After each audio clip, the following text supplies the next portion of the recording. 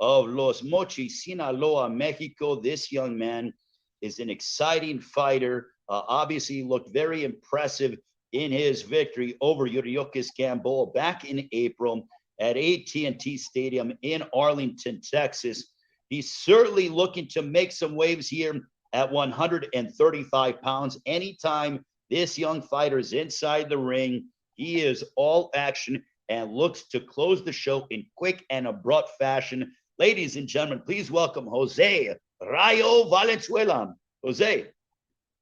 I'm very excited to be back, especially on such a big card, another big card, Andy Ruiz versus Ortiz in LA at the Crypto.com Arena against such a tough opponent, and I'm very excited just to be back and put on another great show.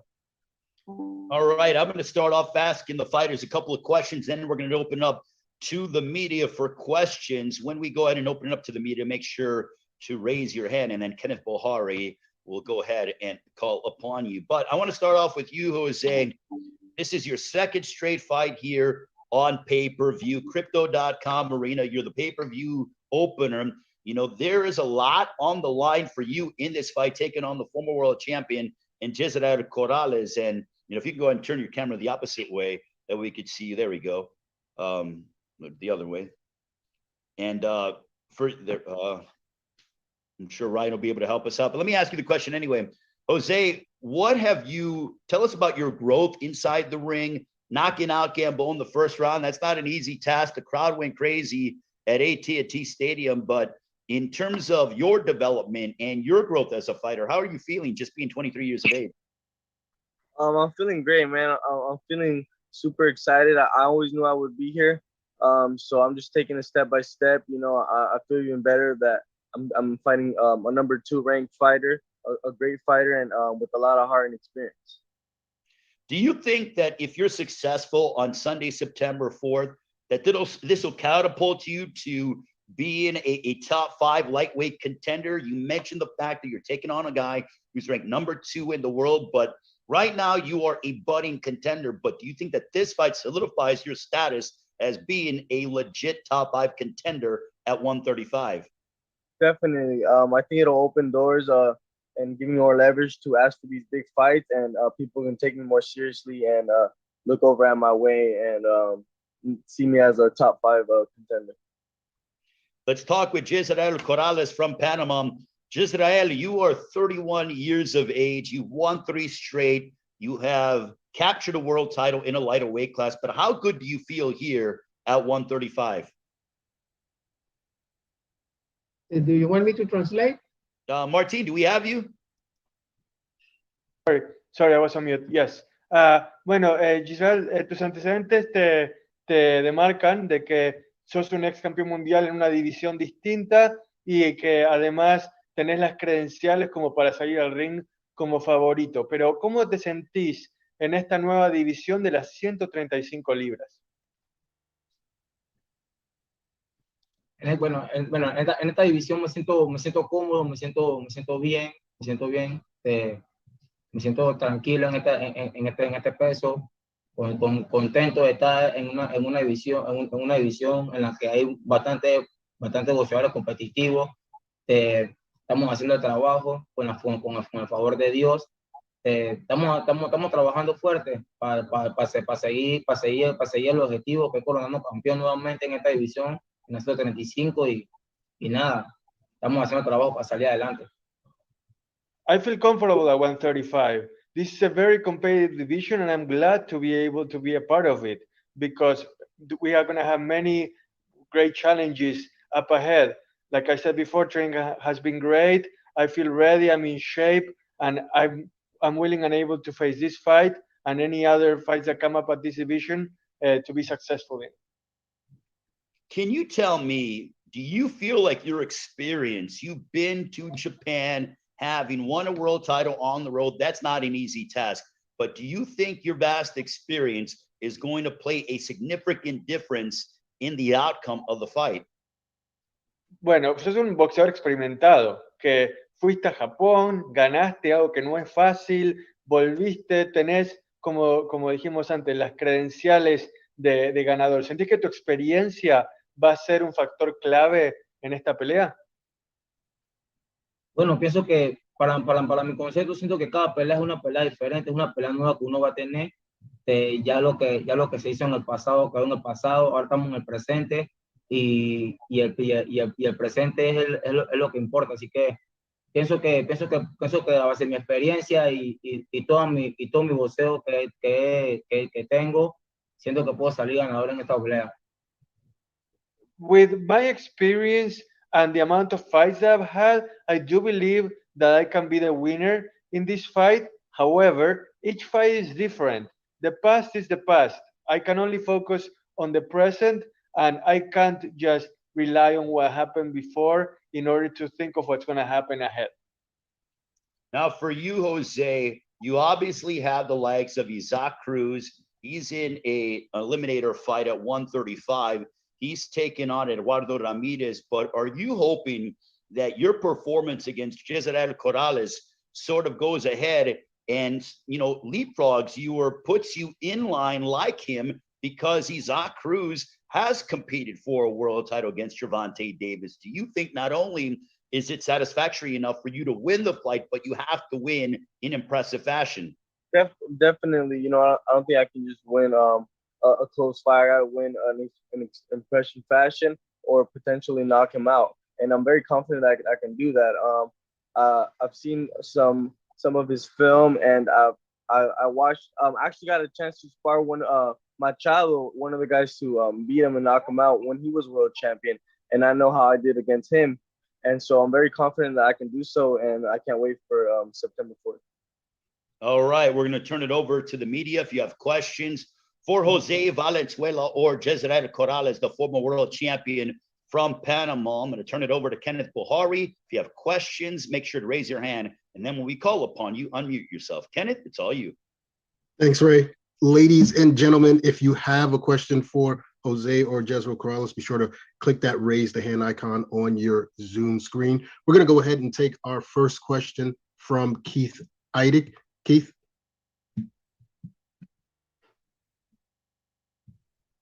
You're on mute, Keith.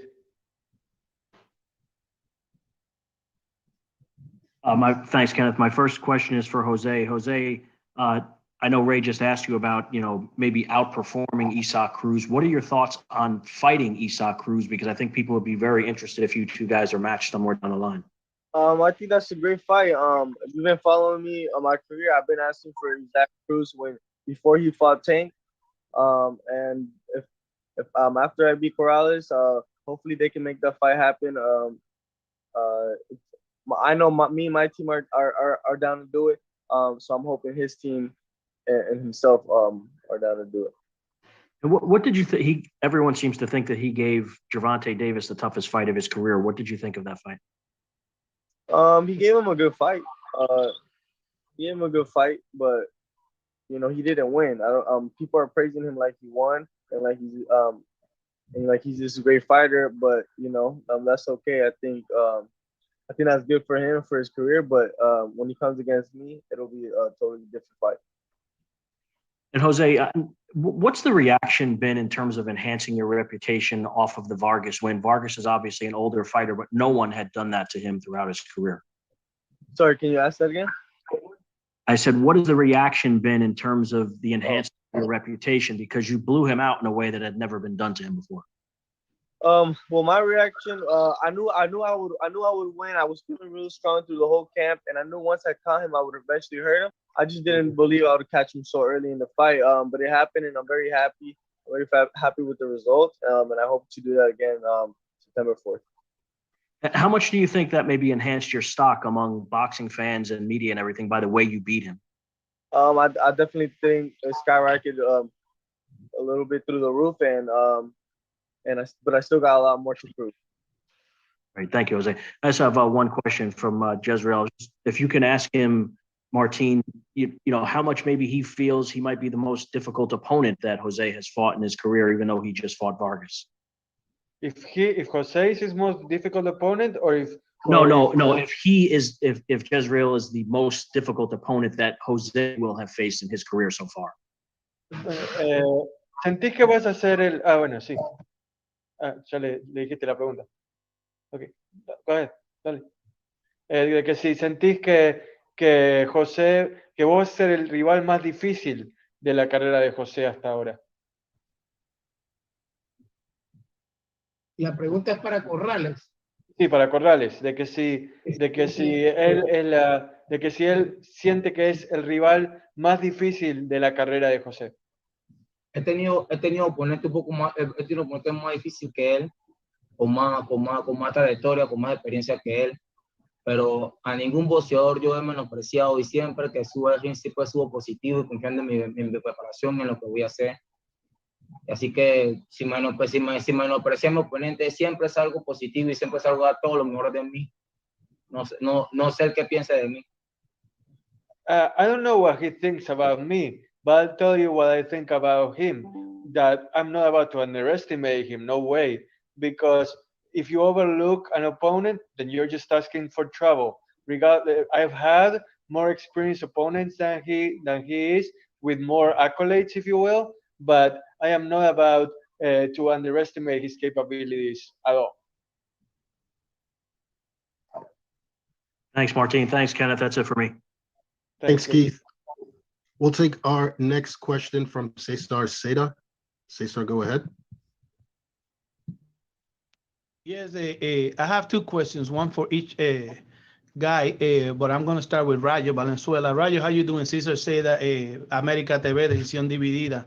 Hey, Rayo, this is the second ex-world champion that they put in front of you. The company is looking like they trust you. They said they want to test you, right? But the difference on this guy right now, he is southpaw. You haven't fought a southpaw, I guess, in a big while. The last 5 opponents, at least, you have that big win against the Vargas, right? But you seeing this guy, ex-world champion. I know you said you sparred with Machado, but what brings you to the front of you when you see this guy a southpaw and ex-champion? I actually the fight before Vargas, I fought a lefty in Minnesota, Austin Dulay, and if you I actually stopped him in the 4th round. I dropped him like 4 or 5 times, and I landed at a super high rate, extremely high rate. So you're already used to the southpaw situation. Definitely.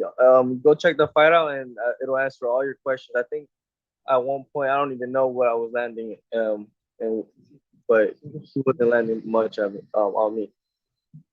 And right. I put a beating on him. I'm good with lefties, and the thing is, my jab will be in his face because he's a lefty, and I'm a lot longer than him. And that's where it's all gonna begin. And then I'm gonna close it off to the body and finish up top. Yesrel, te traen a la mesa a este muchacho joven, un león joven, frente a ti, la promotora. Podríamos decir que llevas todo en contra, pero tú también has vendido tus 2 últimas derrotas, las has vendido caras, vienes de 3 victorias. ¿Qué esperas esa noche en estas grandes luces? Tú has estado antes en esta situación. ¿Qué esperas de este muchacho del Rayo Valenzuela esa noche? Oh, yo no espero nada. Él tiene que esperar bastante de mí, ya que él es que lo están ascendiendo. Yo soy el que voy hacia allá. Así que yo me estoy preparando fuerte. Voy sin temor y a mi objetivo, que gana. The question from Cesar was, what do you expect from fighting under the bright lights of Crypto.com Arena, considering that you're coming off 3 straight wins, and that when you did lose, you lost in a very competitive fashion. And Hasriel has said that, you know, I am not intimidated at all by the bright lights. If anyone needs to prove anything, it's Jose, because he's the one that's coming up and rising up to the challenge. I'm gonna do my own thing, and I'm gonna fight just like I always do.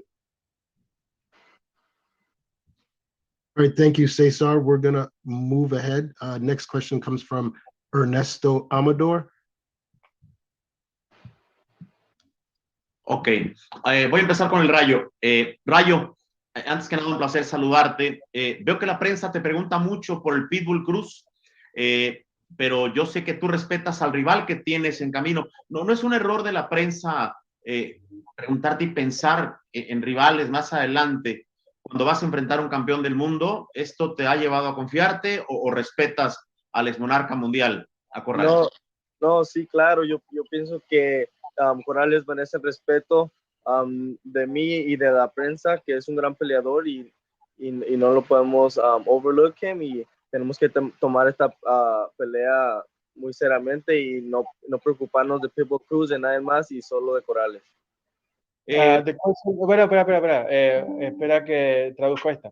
The question was from Ernesto about for Jose about whether it's a mistake that the press is asking Jose about Isaac Cruz when he's about to face a world champion. Is it dangerous? And Jose was saying that he's not about to overlook Corrales at all. Like he said, he's a world champion, and all his focus is on him. That he's not even thinking about Isaac or anybody else. You know, he's just answering the question when he's asked about people or anybody else that might come in the future. Ahora, Corrales, te saludo con gusto. Ernesto Amador de No Puedes Jugar Boxeo. Lo mismo, siento que la prensa pregunta mucho por los posibles rivales a futuro del Rayo Valenzuela y él te respeta, pero no sé, me da la impresión de que a la prensa se le olvida quién eres, de qué país eres y todo lo que has hecho en el cuadrilátero. Sí, siento que se están apurando a los hechos.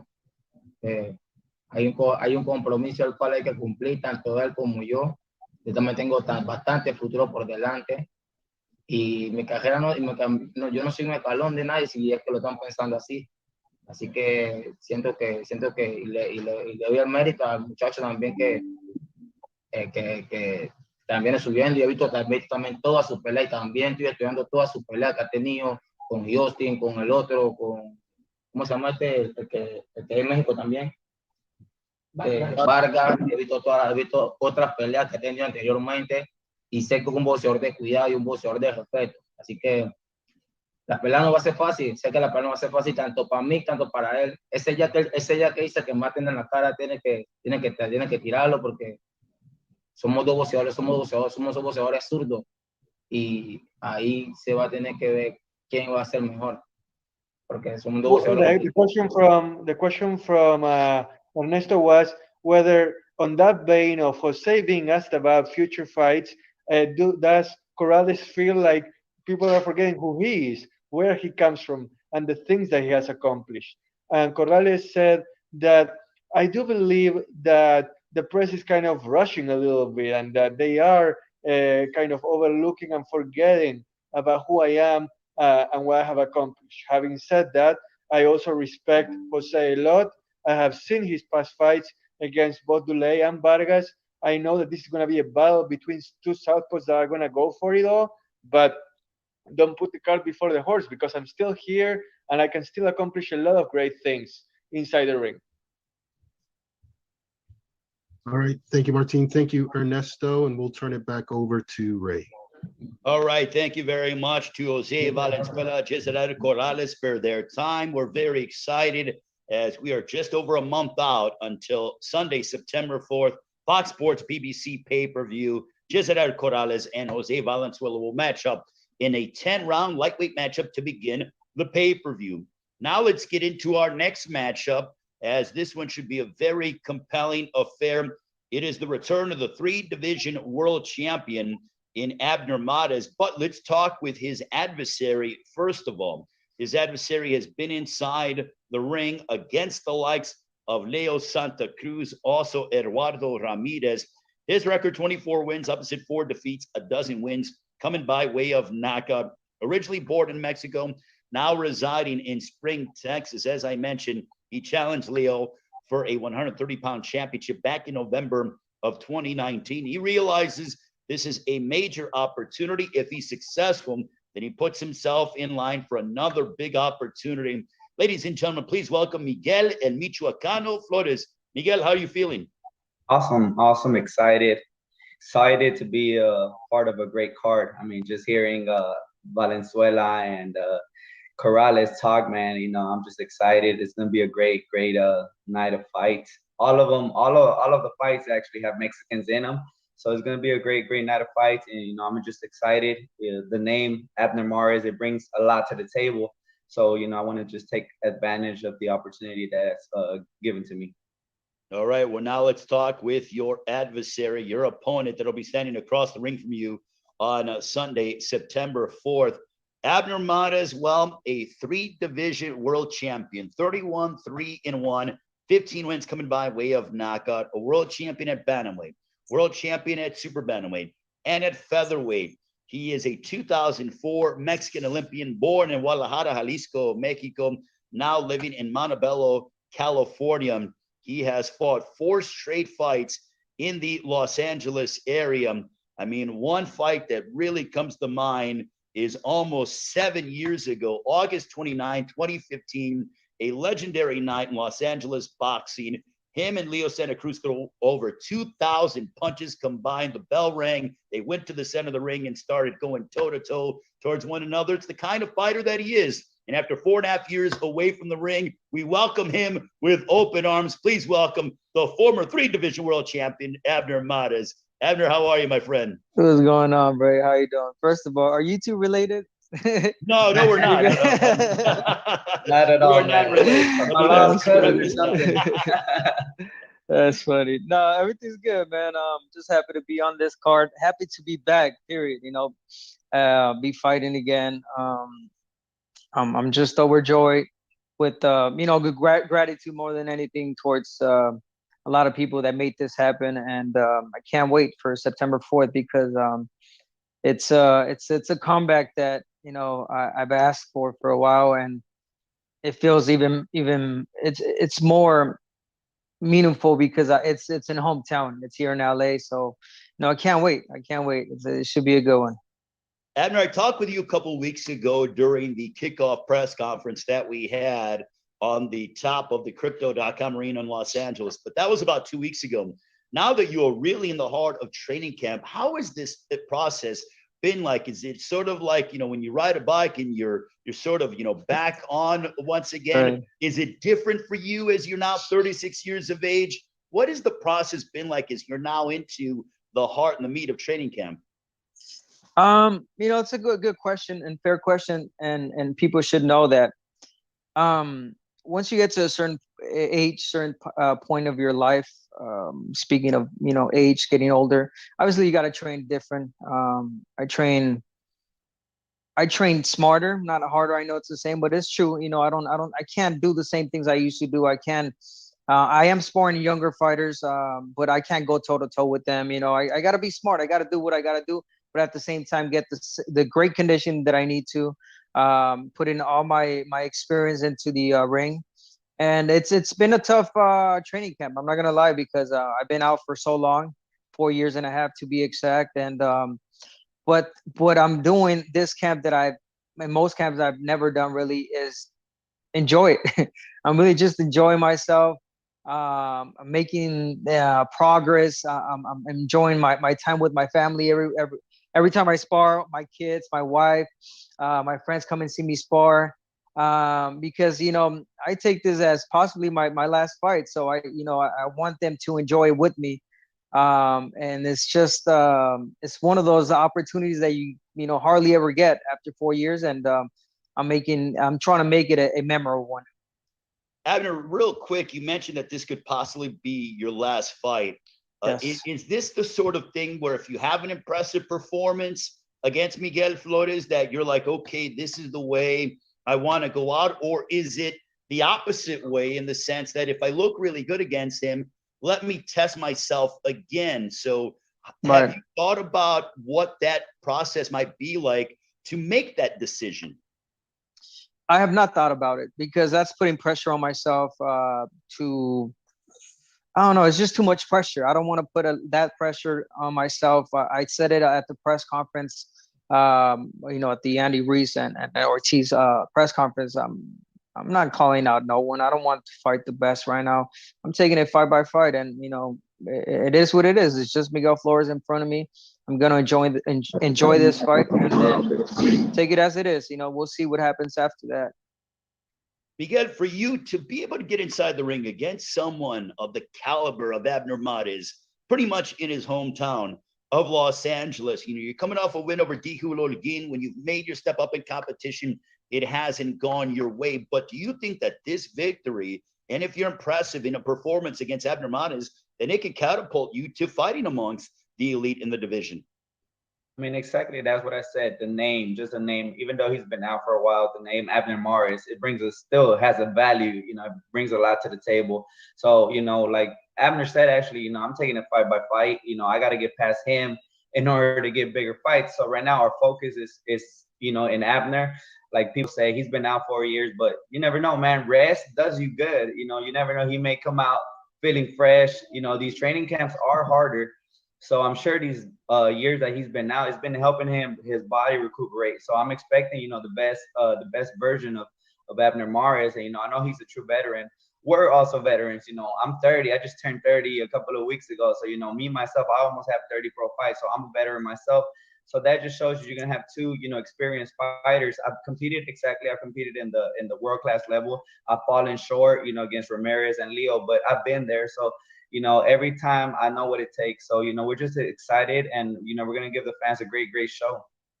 All right, we're going to turn it over to the media for questions. Make sure to raise your hand. And then when we call upon you, unmute yourself. Kenneth Bahari, all you, my friend. Thanks, Ray. First question from Keith Eidick.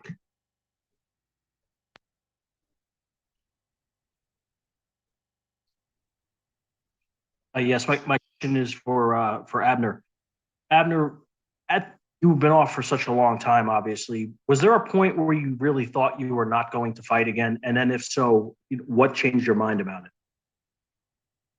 Yes, there was a point in my life where I thought I was not going to come back ever again.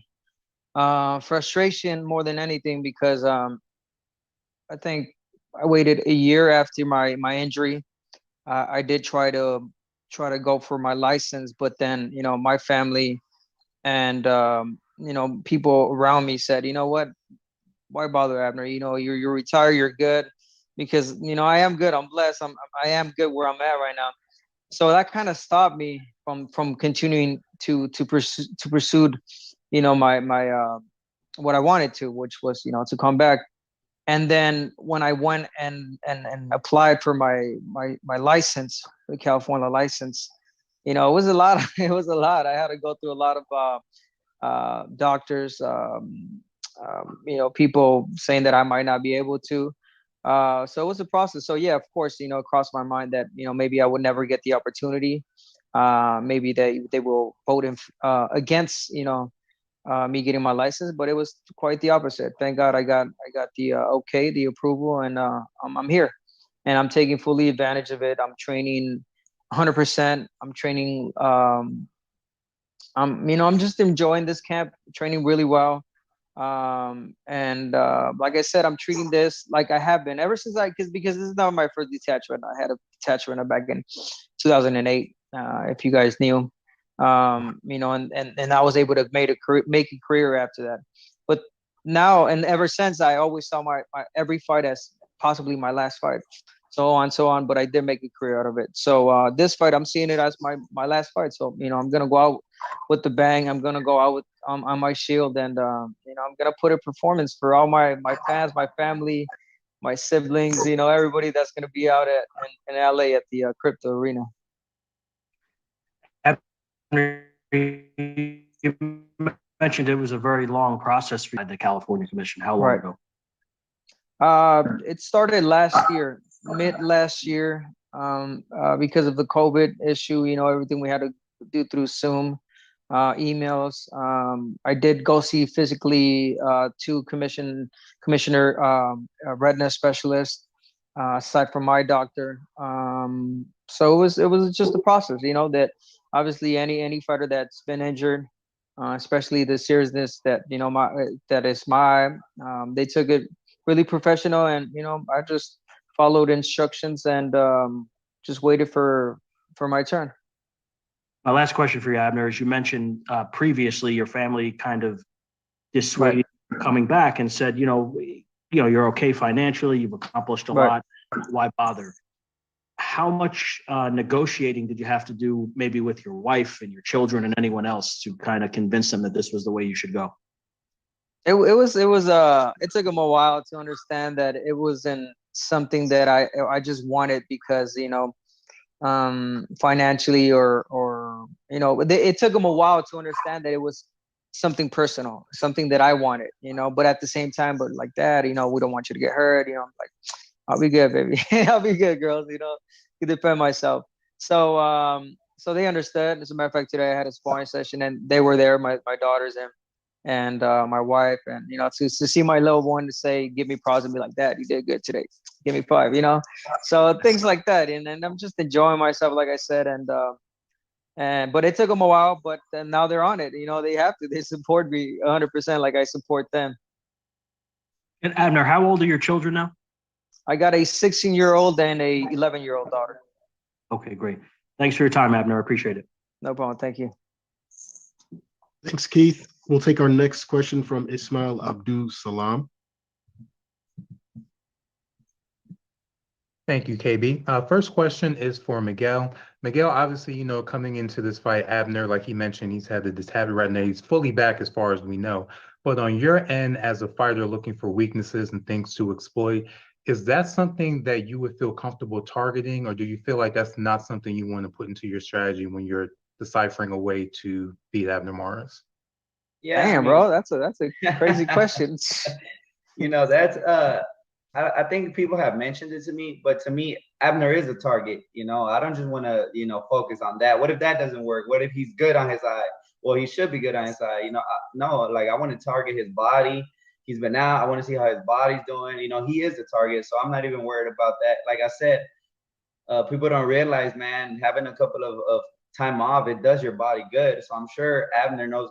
Man, I like, to be honest, I tell people Abner's a grown ass man. He knows what he's doing. Like, he's not gonna put his life in jeopardy. So no, his eye's not a target. I mean, I'm targeting him. He is a target. I'm targeting his body, and I'm not even worried about that. That's not even something we're worried about right now. Thank you. And my last question for you, Abner, when Muhammad Ali came back in 1970, he mentioned the biggest thing was the stamina. He said even after 3 rounds, when he knocked out Jerry Quarry, he was exhausted. That was like the biggest thing for him to try and get back. For you, has it also been the stamina, or has it been something different when you're getting back into training and getting ready for the fight? I mean, for any fighter, stamina is everything. Training, and for me, the older fighter and the one that's been out, it's just really is timing. Aside from the stamina, I'm gonna get ready regardless. I'm gonna do my conditioning. I'll be ready for 10 rounds, but it's the timing more than anything for me. The reflexes, finding your distance, and we saw that against last weekend, Danny Garcia, what he did. After 2 years, his timing was there. So it's just a matter of sparring a lot, and that's all I'm worried about. My timing, really. The conditioning, no concern, because I train 100% to always be in shape. Miguel, Abner, thank you very much. Best of luck to you both. Thank you. Thanks, Ismail. We'll take our next question from Erica Montoya. Hi, good afternoon to everyone. Abner, buenas tardes. Quisiera que me contaras cuál es la motivación principal para regresar, ya que mencionabas que dentro de tus metas no está ahorita hablar de los grandes nombres. Mi motivación, well, Martin, you want to translate that first? Oh, sure. It's after such a long time away, what do you think is your biggest motivation? What drives you in this fight? Lo voy a contestar en inglés, América, para que. So basically, my motivation is just to go out on my shield, go out on my own terms, not to be the fighter that, hey, he retired because he got injured. No, I want to be remembered as Abner Mares. After 4 years, he comes back and he puts on a spectacular show and he wins, and, he calls it quits, and that's it. I went out on my own terms. I went out on my shield, and that's pretty much why I'm doing this. De todo lo que has... Perdón, Erika. No, Erika entiende muy bien de inglés. No tengo problema. Lo iba a hacer para el resto, pero si no es necesario, dale, tranquila. Abner, me estabas comentando que te quieres ir bajo tus propios términos. De todo lo que hiciste tú arriba del ring, ¿te quedó algo por hacer que digas, por eso también estoy regresando? Do you think that with everything that you have done previously inside the ring, is the comeback motivated by maybe something that you feel that you still need to prove, that you still need to accomplish, and that makes you want to come back even more? I mean, yes, of course. The fact that we know when I got, when they pulled the plug, basically, because of my injury, I had unfinished business with Tank Davis. I was going to fight Tank Davis, a great fight. And people can still talk and say that he would have lost. No, at that time, I would have beat Tank Davis. Probably a Leo Santa Cruz rematch. A lot of fights that, at that age, at that time, I could have done. So, yeah, maybe that motivates me as well. But like I said, I'm taking it fight by fight.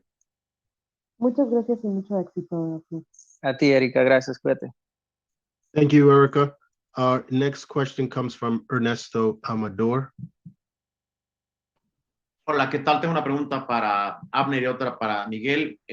Yo también entiendo inglés, querido Abner, pero te voy a pedir que me contestes en español, por favor. Abner, a ver, hay que hablarlo en plata. Tienes familia, dinero, negocios, 3 divisiones, un gran trabajo como comentarista. Felicidades, por cierto. Entiendo que tienes ganas de cerrar tu carrera de otra manera, pero platícanos, ¿cómo tomaste la decisión?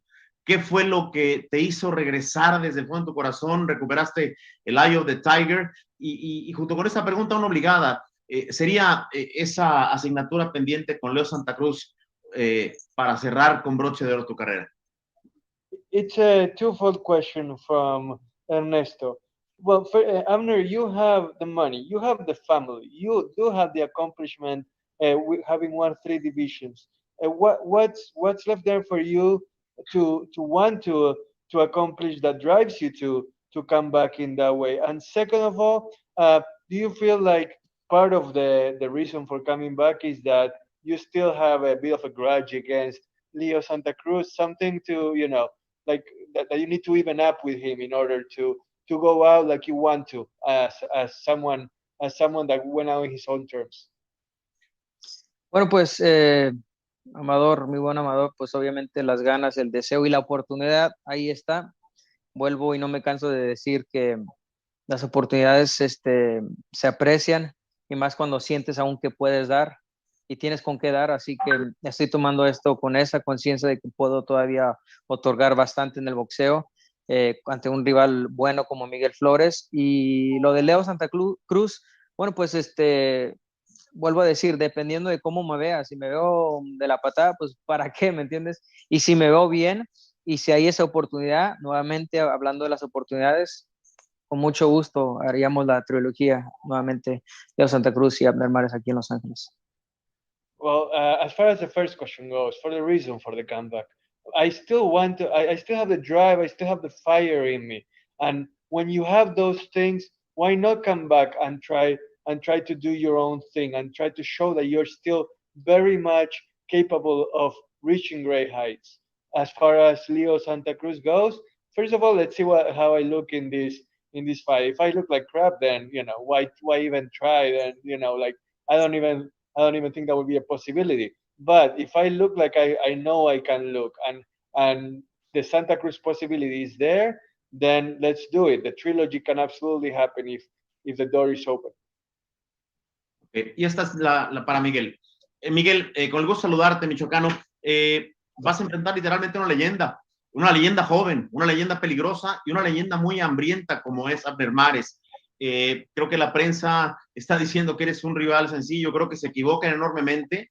Mi doble respeto para Abner Mares por enfrentar a alguien tan peligroso como tú, pero voy en contraparte. I think we lost Ernesto. The question was going to be basically, Miguel, whether I guess what he was going to ask was, that you're fighting against somebody that people may be overlooking, that they're calling him an easy opponent. But do you think that the challenge that you're facing against a former champion is something that people should look at differently instead of the way that they're looking at it now?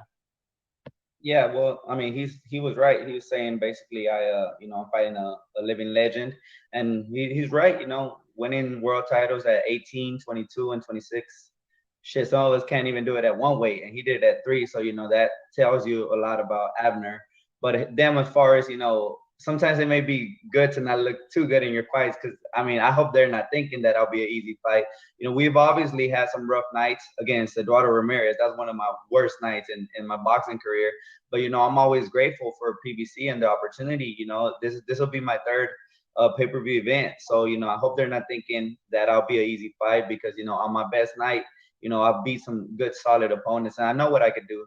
Sometimes as your team will see you and like, man, if you could pull this off fight night, it'll be the perfect night. And I'm hoping, come September 4th, it'll be that perfect night. And I hate to ruin Abner's plans, but we're going to LA looking to call it an upset. Instead of a comeback, it'll be an upset for Abner, and we're looking to go in there and possibly knock him out. Could you possibly say that in Spanish in a rich way? Because I know Ernesto wanted the answer in Spanish, please. Okay. Sí, no, pues como dijo Ernesto, estamos peleando con una leyenda viviente. Pues obviamente Abner es campeón, fue campeón mundial en 3 divisiones, 18, 22 y 26. Muchos de nosotros no podemos ni siquiera una división, y él lo hizo en 3, entonces eso no es nada fácil, pero a la vez, pues, dicen que tal vez yo sea una buena para que él se retire, pues estamos ahí para arruinar los planes. Obviamente, pues no he tenido unas buenas noches. También cuando peleé con Eduardo Ramirez fue una de mis peores noches de mi carrera, pero pues siempre agradecido con la empresa que nos siguen dando oportunidades. Esta sería mi tercera pago por evento. Entonces, es hora de tomar pues hacer las cosas posibles para llegar con la victoria, y pues arruinar los planes de Mares, darle un bonito retiro para que pues ya no quede con ganas de regresar al boxeo. Yes, amigo. Kenneth? All right. Thank you for that question, Ernesto. I'm sorry, Ray. Back to you. No worries, Kenneth. I just want to thank Abner and Miguel for their time as we look forward to their showdown coming up on Sunday, September 4th. Gentlemen, thank you very much. We will see you during fight week in about a month's time. Thank you. Sir, thank you. Abner Mares and Miguel Flores joining us. And now we get ready for the co-main event of the evening. This one should be a terrific affair, as we are very much looking forward to this matchup coming up. It'll be a 12-round WBC lightweight title eliminator. This one in the co-main event. We know that the lightweight division right now is absolutely red hot in boxing. First of all, let's meet 2 of the principals involved in our co-feature on Sunday, September 4th. It is Fox Sports PBC pay-per-view. It'll be headlined by Andy Ruiz and Luis King Kong Ortiz. But this one, 27 wins, 2 losses, 3 draws, 12 wins coming by way of knockout. He has 5 straight victories coming into his lightweight debut, 29 years of age, from Sinaloa, Mexico, having come off a victory over Luis Melendez. And please welcome Eduardo Zurdito Ramirez. Eduardo. Eduardo, contanos cosas iniciales sobre cómo te sentís para esta pelea. Primero que nada, buen día a todos. Pues la verdad me siento muy bien, estoy a punto de empezar a entrenar, estamos muy motivados de este gran reto y esperando que se llegue el 4 de septiembre para dar una gran pelea. How are you, everybody? Great to be here. As you can see, I'm in the gym. I'm about to start training for today, actually. And I'm so excited for the challenge that's about to come on September 4th. It's going to be a great fight, and I'm counting the days until it happens. Now let's meet the man who will be his opponent on Sunday, September 4th in the co-main event of this lightweight showdown. 23 wins, 2 losses, 1 draw, 16 wins coming by way of knockout. Just 24 years of age. He gave us a tremendous effort at the Crypto.com arena last December, arguably pushing Gervonta Davis to his most difficult challenge to date. Last December, he rebounded with a sensational victory back in April, as he was victorious, knocking out the former champion, Yuriokis Gamboa. Ladies and gentlemen, please welcome Isaac Pitbull Cruz. Isaac, how you feeling? Isaac, ¿cómo te sentís? ¿Cómo estás? Buenas tardes a todos. Pues me siento muy contento por esta nueva oportunidad y bueno, nos estamos preparando como siempre para dejar todo arriba del ring y bueno, el público va a ser el ganador y vamos por la victoria nosotros. Hi everybody, I'm feeling so excited for this fight coming up. The fans are going to be the true winners on September 4th, and I can't wait to see it happen. All right, now I'm going to turn it over to Kenneth Bojare. If you have questions from the media for Isaac Cruz and Eduardo Ramirez. So we are very much excited about this lightweight showdown. Two Mexican fighters looking to lay it all on the line at Crypto.com Arena. Kenneth? Thanks, Ray. We'll start with Ernesto Amador. Ernesto. Salí de mudo, Ernesto. ¿Aquí? Ahí estamos. Muy bien. Tengo una pregunta para cada uno. Voy a arrancar con el Pitbull Cruz. Pitbull, con el gusto de saludarte y sin quitarle méritos a Yuri Ortiz Gamboa, me parece que el zurdito es un peleador peligrosísimo y quizá más peligroso que Gamboa por el momento que vive el zurdito. ¿Qué tan peligroso, te pregunto, es el zurdito y qué tan serio estás tomando esta pelea? Pero Isaac, que traduzco la pregunta. Don't take away anything from Yuri Ortiz Gamboa, but I do believe that Solito Ramirez is going to be a very dangerous opponent, even more than Gamboa was.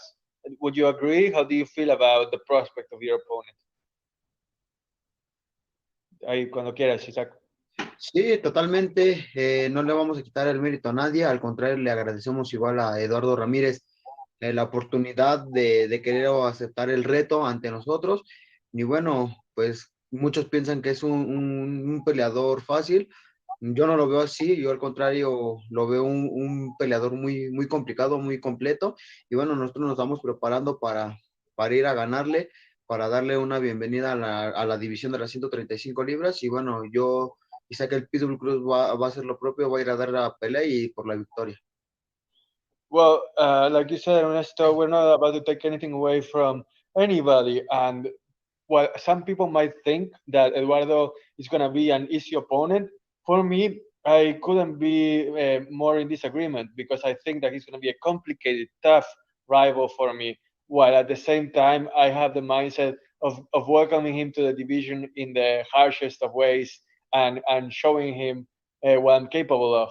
But having said that, we're gonna be ready for whatever comes our way when we have to step into the ring. Ahora esta pregunta es para el zurdito. Zurdito, vienes de pelear con Leduán Barthelemy, Miguel Flores, inclusive el colombiano Miguel Marriaga. Vas a pelear con uno de los prospectos más peligrosos de México, que ya es muy reconocido en los Estados Unidos como el Pitbull Cruz. ¿Qué tan capaz te sientes de complicarle la noche y eventualmente ganarle al Pitbull Cruz? ¿Qué tan seguro te sientes de eso? Eduardo, you have fought three opponents that were quality opponents recently: Miguel Flores, Barthelemy, and Marriaga himself. How do you feel about facing one of Mexico's most dangerous prospects and being able to show the world that you can shock everybody and defeat Isaac Cruz? La verdad estamos trabajando en este reto. Como lo comentas, vengo de pelear con una gama de peleadores de alto rendimiento y la verdad Isaac está igual, él trae una buena racha, al igual que yo, y me siento muy motivado y la verdad sí me siento capaz de dar una gran pelea y sobre todo de buscar la victoria ese día 4 de septiembre. As you mentioned, the opponents that have fought have been high quality opponents, and I respect Isaac. I know that he's coming in sweet just like I am. He's kind of going through a good moment right now, but at the same time, I fully believe that I'm up to the challenge and that I can defeat Isaac in order to achieve everything that I have in mind. Thank you. Gracias. Thank you, Ernesto. We'll move to Alex Cecilia. Alex. How you doing? Thank you. This question is for Eduardo Ramirez. With Isaac being known to deal one of the hardest fighters in your weight class, one of his best fights, does this add any extra pressure going to training camp and the work you're doing now? Or are you kind of is that kind of blocked out?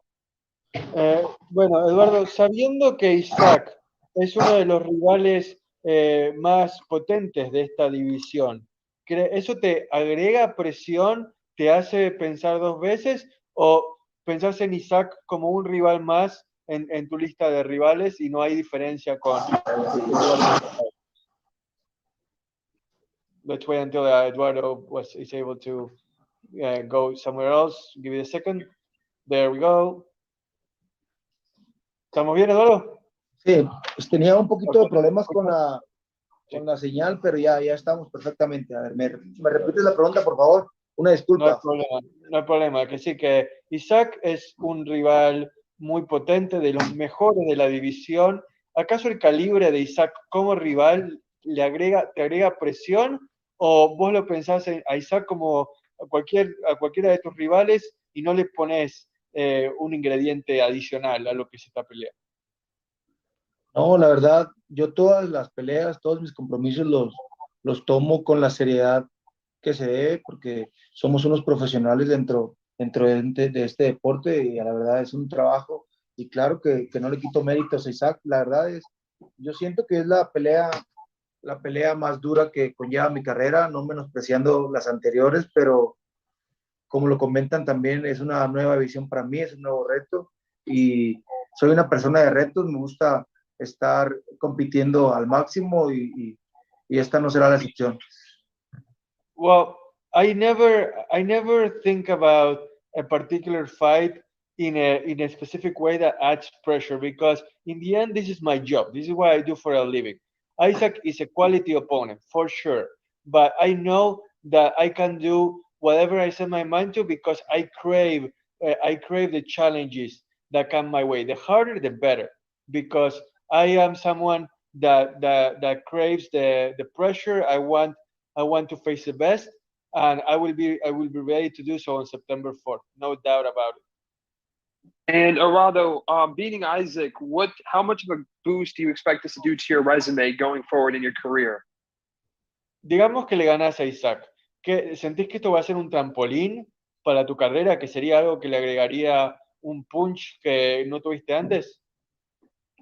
Sí, claro, de salir con un resultado positivo ante la pelea de Cruz. Claro, eso es obvio que vendrán grandes retos y esperemos que así sea. Estamos trabajando para eso. Of course, yeah. If I am to defeat Isaac, then positive results will follow. And whether that is bigger fights, bigger venues, we'll be ready for whatever comes our way. We're looking forward to it. And one more question just for Isaac. Isaac, after your loss against Tank, you had a 5th round TKO win against Gamboa. You're going against Ramirez now. How are you bouncing back from this Tank victory? Are you kind of just coming back with vengeance in the sense that next time you verse Tank, you want to put him down? How is this training going in for a Ramirez fight? In the context of Ramirez as an opponent, or the fight against Tank and motivation? Just his motivation since his loss against Tank. How is it feeling him going into this fight and then what he looks to do after this fight? ¿Cómo te motivó la derrota contra Tank Davis? ¿Te hizo ponerte en modo venganza y querer llevarte a todo el mundo por delante? ¿Y todavía te motiva esa derrota de cara a la pelea contra Ramírez? Sí, totalmente. Ahora sí que nosotros estamos trabajando para poder adquirir una nueva pelea contra Gervonta Davis y bueno, sé que para poder obtener esa gran oportunidad nuevamente tengo que ir ganando, que ir tumbando a todo aquel peleador que me enfrente y bueno, yo voy a hacer lo propio para dar una nueva pelea contra él y bueno, ahorita enfocado en Eduardo Ramírez, que es el oponente en turno y bueno, nosotros vamos a llegar al 100 para traer ese campeonato mundial plata a México, aquí a la Ciudad de México. The fight against Tank Davis absolutely motivated me, and my goal is to be able to face him once again. What do I need to do to do that? Simple. Take down every single opponent that I have in front of me. And Eduardo Ramirez is going to be my next rival. I take it very seriously. I'm not about to overlook anybody, but my obligation is to win this fight and then move forward in order to be able to bring a world title back to Mexico City. Jake, go ahead. Okay, great. Thank you very much. My question is for Zudito. It seemed like you were on your way to possibly fighting for a title at 130 after just immediately moving up from featherweight. Now you're moving up to lightweight with a win on September 4th. Like, what is the plan for you moving forward? Are you going to go back to 130 or do you feel like you're going to stay at 135? Bueno, acá Jake dice que estabas bien postulado en la 130, ahora estás afrontando este nuevo desafío, pero a futuro, ¿qué te gustaría hacer? ¿Volver a la 130? ¿Mantenerte en un peso más elevado? ¿Cómo ves el asunto? ¿O depende del resultado de esta pelea? Primero que nada, la verdad, vamos a ir por pasos, no nos vamos a adelantar a decir o a hacer planes. Bueno, soy ese tipo de persona. Yo primero me gusta ir haciendo las cosas como están, como se van dando. Espero un resultado positivo, como lo vuelvo a repetir, y de ahí pues va a haber tiempo y podemos pensar, va a haber muchas opciones después de qué es lo que podemos hacer con mi carrera y vamos a tomar la que más nos convenga. Look, I try to live in the moment right now. I try not to make too many plans because, you know, that can be counterproductive. But like I said before, I expect the positive results out of this. And then once I do that, I can see which doors keep opening for me. Then I can make the best decision possible in order to benefit my career going forward. Okay, and then I do have one follow-up to that. Is there still the possibility of him making 130, regardless of what happens on September 4th? Ahora, lo que quiere saber es, más allá del resultado, ¿ganás o perdés en esta pelea? ¿Existe la posibilidad de que regreses a las 130 libras, perdón, o esa puerta está cerrada y hay una nueva etapa en tu carrera? No está cerrada ninguna opción. Claro que puedo volver a las 130 libras, pero si hay peleas de más nivel o de más interés, por decir así, claro que me quedo en la 130 o en la 135, perdón. Pero igual sí me costaba un poquito de trabajo dar 130. Mi cuerpo ha ido evolucionando y más que nada por eso tomamos este desafío de subir a la 135 porque he venido llevando una buena evolución y esperemos que quede claro, que quede bien demostrada el 4 de septiembre, el día de la pelea contra Isaac. I'm not about to close any doors, Jake. The point is that I want to fight wherever I have the best draw, the best opponent, the fights that draw the most interest, really, whether that's 135 or 130. Well, to be honest with you, yes, I did have some trouble making 130 pounds, but that doesn't mean that I wouldn't be willing to come back to it. It's about what fits me best at that moment. I'm talking to my team in order to get the best fights I can now and in the future. Okay, muchas gracias. And then, Isaac, I have a question for you. There was a fight discussed with Ryan Garcia at one point. Your team said you had an opportunity waiting for you. I know you're not looking past Zudito, but does a fight with Ryan Garcia interest you before getting a rematch with Tank, assuming everything goes right on September 4th? Bueno, sabemos que acá no estamos viendo más allá de Eduardo Ramírez, Isaac, pero a futuro, ¿considerarías una pelea contra Ryan García, un tipo con el que te han asociado últimamente, antes de la revancha con Tank Davis? Pues yo no me cierro a ninguna oportunidad. Ahorita yo estoy enfocado en el oponente que es Eduardo Ramírez, pero como lo he dicho, le va a llegar su momento a Ryan y que pues que no comances, porque pues cuando ya esté la pelea asegurada, pues que no la vaya a tirar como es costumbre ahora de Ryan. First of all, I am focused on Eduardo Ramirez right now.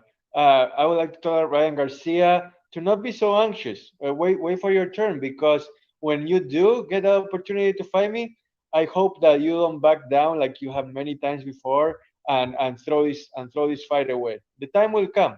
Just wait. Okay, muchas gracias. Thanks, Jake. Our next question comes from Ismail Abdul Salam. Ismail, go ahead. Thank you. First question is for Eduardo. Your recent opponents have mostly been a lot taller than you, and you've had a lot of success with them. Now that you're fighting Pitbull, of course, he's a smaller fighter, even though he's naturally bigger. Is it easier for you to fight smaller fighters, or do you prefer having those taller opponents in the ring? En el rubro de la altura, Eduardo, tus últimos rivales han sido más altos que vos. En este caso, Isaac es más peticito.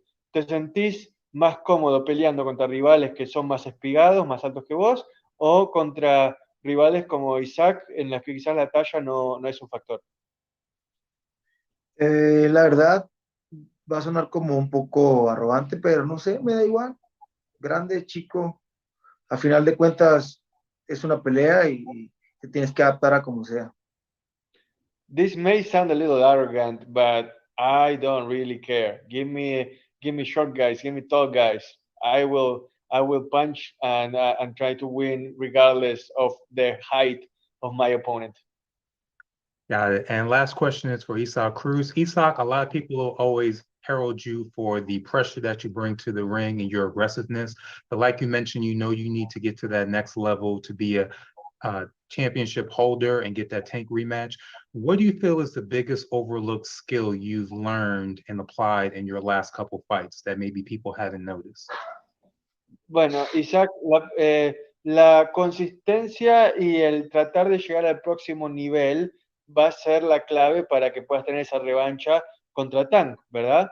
Entonces, ¿cuál es un aspecto de tu capacidad boxística en la que sentís que has mejorado y la gente quizás no se ha dado cuenta todavía durante tus últimas 2-3 peleas? Sí, totalmente, el madurar, el adquirir más experiencia, y bueno, es lo que la gente todavía no se da cuenta que cuando yo peleé con Tank Davis no llevaba la experiencia adecuada, y bueno, ahorita ya la estoy adquiriendo, y bueno, cuando se llegue su momento de enfrentarlo nuevamente, vamos a estar más conscientes en todos los sentidos, con más experiencia y más fortalecidos mentalmente. I would say that it doesn't have to do with the physical aspect of it, it's more mental. I am now more mature, more experienced, and I can guarantee you that when the time does come for me to face Davis again, that maturity and that experience that I have been acquiring, that I will acquire going forward, is going to be a big factor, and it will allow me to be more aware of everything surrounding me to be even better next time around. Thank you both and best of luck. Thanks, Ismail. We'll turn it back over to Ray.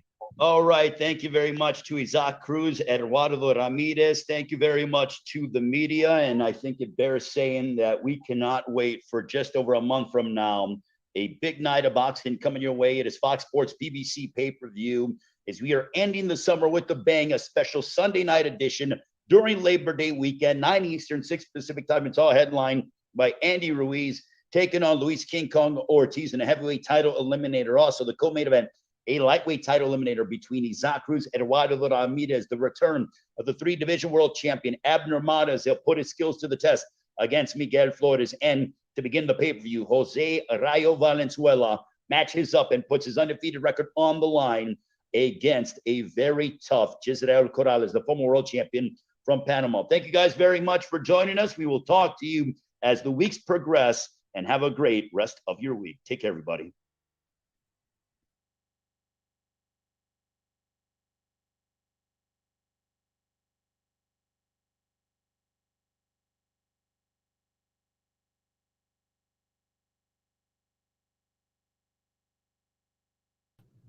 All right. So that is that. Hello. Yeah, there you go. That is a good ass undercard. Andy Ruiz versus Luis Ortiz. The whole card's pretty solid, man. One of the better pay-per-views I want to say in a while. As far as like you kind of want to see every fight on the pay-per-view card. I mean, it's cool. It's going to be cool to see Abner back. It's been obviously a while. He's against an opponent that's probably Miguel Flores, who man, it's probably like the perfect opponent for him. It's, you know, Miguel fought Leo, scrappy dude. I want to say he went the distance with Leo, I believe. Yeah, that's solid. Obviously, seeing Rayo against Corrales, that's a good. Rayo's only 12-0, so seeing him, you know, seeing his development is going to be cool. And then obviously Isaac Cruz, man. Isaac Cruz is a monster. He's man, it's guaranteed like nonstop action with that guy, you know, because he's just comes forward. He's a little tank, well, I mean, it's, you don't want to say tank because tank, but you know what I mean? He's a pit bull. He legit is a pit bull. That's a good ass card. And then you get Andy Ruiz versus Luis Ortiz in the main event. It's a good ass card, man. I'm super hyped about that card. I'm excited to cover that card. A lot of good cast of characters are going to be around for that card because you figure obviously Jose Benavides Sr. is going to be there because he trains Rayo. David will be in the house, I'm sure. Probably Diego Pacheco as well. So that's, man, that's some solid people right there. Isaac Cruz, his pops, you know, they man, one of the top lightweights in the world right now. Man, how deep is lightweight? We got these dudes, those two dudes behind me, obviously Ryan, Tank, Isaac Cruz, Riles in that mix. And what's cool about obviously Rolly, what's cool about that situation, I feel, is with especially with PBC in particular, is they have a lot of the lightweights, right? They have Rolly, they have Tank, they have Isaac, they have Rayo. Some solid, you know, there's a lot of matchmaking that could happen right there. Yeah, that's awesome. That's awesome.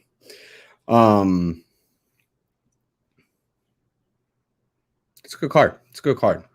I'm excited to cover that card. Oops. Thank you guys for watching. Appreciate it. And oops. Yeah, I will be putting out some more stuff today. Yeah, thank you guys for watching. Appreciate it.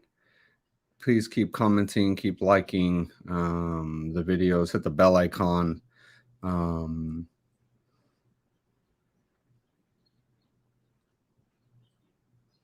For notifications for the video. Oh, my mind's kind of everywhere right now, but thank you guys for watching. Do you think, let's see, do you think Ryan will fight Pitbull at any time?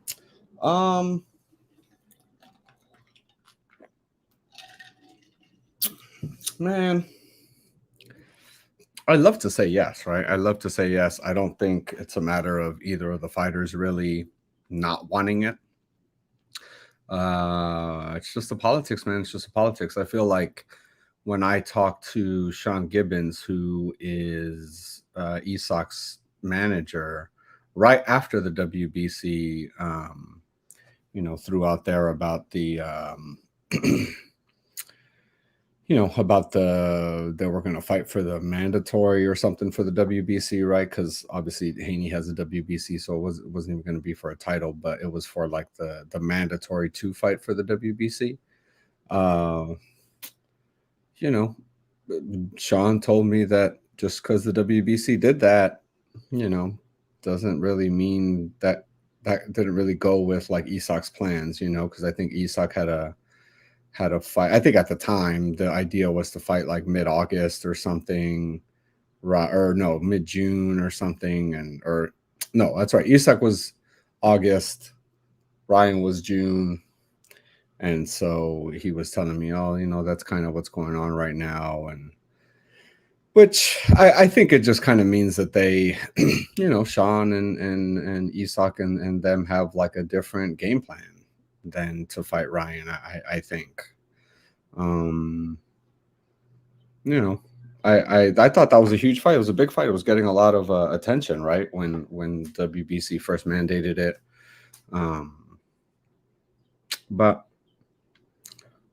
so I don't know, man. I don't know. That's unfortunately like a politics, I think, is messing that up answer, unfortunately, because there's no other reason.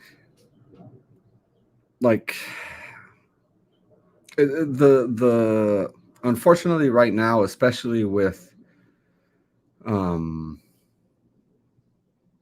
I don't know. I guess kind of part of what I don't understand, I'm gonna try to kind of figure this out more the more questions I ask with people like behind the scenes and stuff, is I'm trying to figure out, it seems especially difficult for whatever reason that fighters on DAZN trying to fight fighters, like ESPN, or maybe not ESPN, maybe, I don't know, maybe, I don't know, something, for whatever reason, I feel like the DAZN, I don't know if it's something about DAZN and them not being able to figure out the TV rights, or the TV, whatever it's called, the distribution. I feel like that's an issue for some reason. I don't know. I don't know why. I don't know. But then again, I'm trying to think of like ESPN and like Top Rank and PBC doing work together, and I want to say it's, unless it's big, man, unless it's like, Wilder Fury, right? Which is the biggest it gets, literally. But see with Wilder Fury, there were 2 TV networks, right? It was ESPN and Showtime. And I'm wondering if just with DAZN, I don't know, maybe it's, I don't know. It shouldn't stop a fight from getting made that's that big. But I think to work it out, the fight needs to be big. And so, I think our best chance of something like that with like, DAZN fighter, if you want to say, and Ryan Garcia and a PBC fighter, PBC Al Heyman fighter, as far as Tank. I think Tank and Ryan is gonna be our best bet of seeing if it can happen. Because Ryan brings an audience, Tank obviously brings an audience. And so if it's going to get worked out, it has to be a fight like that. Maybe Isaac Cruz isn't that big of a star yet to, I don't know, garner all these negotiations. I'm not sure, but he's getting there. But yeah, I don't know. I feel like for whatever reason, if you're, I don't know, it just makes it difficult regardless, even if it's ESPN and Showtime. And just, if you're bringing 2 broadcasting partners together, there needs to be enough eyes, right, to make them want to work together, and so that you eventually, so everyone gets a piece of the pie, right? So there needs to be enough eyes that everyone wants to watch it, so that enough people get a piece of the pie that they're happy with. So we'll see, man. I think it obviously can happen, but that's one that, until maybe Isak becomes a little more popular, that one maybe it will be a while, Isak and Ryan. But hopefully we get the better fight anyway, which is kind of what we want, right? And it's Tank and Ryan. So we'll see. But anyway, thank you guys for tuning in. Send you guys some more content later on today. And thank you for watching. Appreciate you guys, and I'll see you next time. Let me hit you with the outro, because I paid for it. So thank you guys.